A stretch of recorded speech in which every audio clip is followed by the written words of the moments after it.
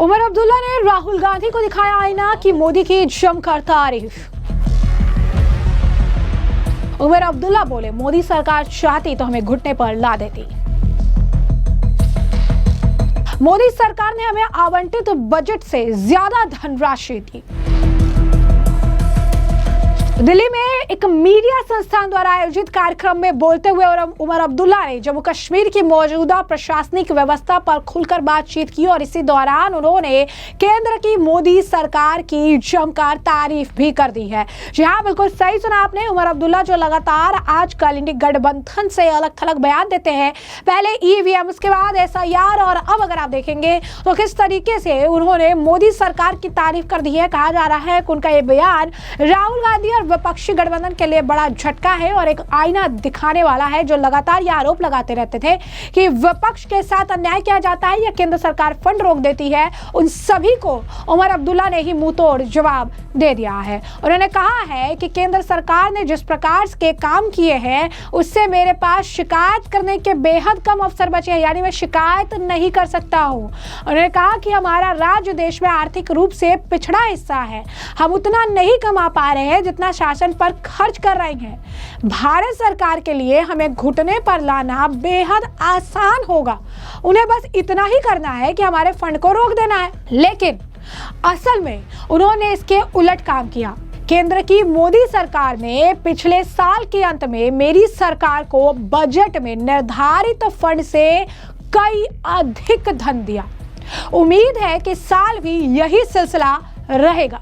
यानी उन्होंने साफ तौर पर यह बात कहकर बता दी कि जो आवंटित बजट था उससे भी ज्यादा धनराशि जो है उन्हें दी गई केंद्र सरकार की तरफ से, क्योंकि यहाँ पर उनकी जरूरतें ज्यादा थी। उनके इस बयान की चर्चा अब सोशल मीडिया पर बड़ी तेजी से हो रही है और लोग ये कह रहे हैं कि किस तरीके से विपक्ष जो ये आरोप लगाता था, खासकर कांग्रेस, राहुल गांधी कहते थे कि ऑपोजिशन के जो स्टेट्स है, विपक्षी आप कह सकते हैं कि जो मेन आप कह सकते हैं विपक्ष द्वारा शासित राज्य है, वहां पर मोदी सरकार जो है अपना बदला निकालती है। लेकिन उमर अब्दुल्ला ने कहा है कि मैं किसी चीज के लिए कंप्लेन तक नहीं कर सकता हूं, क्योंकि उन्होंने जो है काफी ज्यादा बढ़ चढ़कर हमारी मदद की है। इसी तरीके से उनके इस बयान पर लोगों की प्रतिक्रिया, एक व्यक्ति ने लिखा है कि अगर रिवर्स सिचुएशन होता, केंद्र में अगर बीजेपी की नहीं बल्कि कांग्रेस की सरकार होती तो यह गारंटी था कि वो बीजेपी शासित राज्यों का गला जो है घोट देती, उनका दम घोट देती। आप इतिहास देख लीजिए, लेकिन बीजेपी ने जो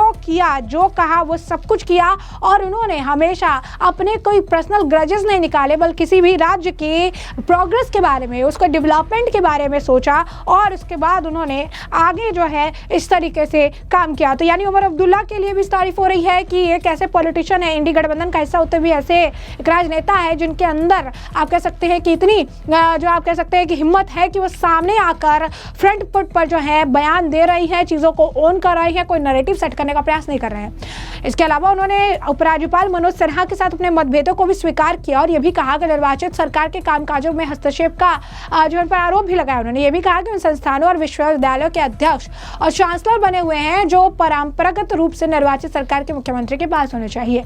दिलचस्प बात यह है कि उन्होंने जो ये चैनल है, दूसरे चैनल को एक इंटरव्यू दिया और इस दौरान भी उन्होंने इंडी गठबंधन के लिए जो बयान दिए, ईवीएम पे जो बयान दिए, वो भी चौंकाने वाले थे। उमर अब्दुल्ला ने एक बार फिर से इंडी गठबंधन को लेकर बयान देते हुए ये कहा कि मैं ऐसा सोचता हूँ कि हमारा मकसद साफ नहीं, यानी इन गठबंधन का जो मकसद है साफ नहीं है, क्योंकि मैंने कई बार विरोधाभासी और भ्रम पैदा करने वाले बयान सुने।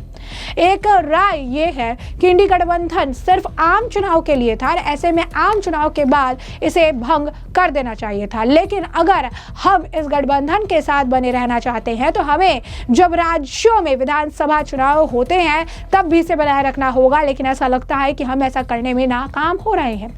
कुछ दिन पहले मैंने ये भी कहा था कि इंडी गठबंधन लाइफ सपोर्ट पर है, इस पर बीजेपी ने पलटवार किया था, कहा था इंडी गठबंधन लाइफ सपोर्ट पर नहीं, मर चुकी है। वही आपको बता दें कि एक और जो उनसे सवाल पूछा गया तो उन्होंने जो है वोट चोरी के आरोप पर टिप्पणी करते हुए कहा कि अगर वोट चोरी से आपका मतलब मशीनों में हेराफेरी से है तो मैं कभी भी समर्थक नहीं रहा हूँ। इससे घर पर भी मेरी स्थिति कई बार मुश्किल भरी हो जाती है, क्योंकि मेरे पिता मानते हैं कि मशीन चोर है। उन्होंने कहा कि जब भी हम चुनाव हारते हैं तो हमेशा ये कहा जाता है कि ये मशीन की वजह से हुआ है, लेकिन मेरा मानना अलग है। हमें हार को स्वीकार करना चाहिए और इसमें सुधार करना चाहिए। अगर हम हर बार मशीन को दोष देते रहेंगे तो कभी कुछ ठीक नहीं होगा। यानी एक बहुत बड़ा बयान है उनके द्वारा। सभी आपको बता दें कि हाल फिलहाल में जो ये वोट चोरी एसआईआर का जो ये चल रहा था तमाम चीजें, इस पर भी उमर अब्दुल्ला का बयान था। उन्होंने कहा था कि ये कांग्रेस का अपना मुद्दा है, इंडी गठबंधन का ऐसा कोई लेना देना नहीं है, हर पार्टी अपने मुद्दे चुनने के लिए स्वतंत्र है। सुनिए क्या कुछ कहा था उमर अब्दुल्ला ने। ये इंडिया अलायंस को इससे कोई लेना देना नहीं है। हर पॉलिटिकल पार्टी को खुली छूट है कि वो अपने हिसाब से अपने पॉलिटिकल एजेंडा को सेट करें।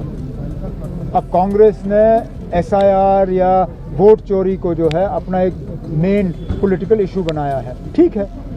हम कौन होते हैं उनसे कहने वाले कि वो ना करें?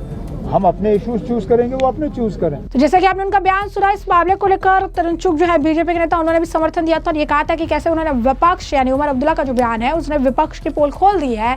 उमर अब्दुल्ला का बयान कांग्रेस के वोट चोरी और एसआईआर के शोरगुल पर सीधा तमाचा है।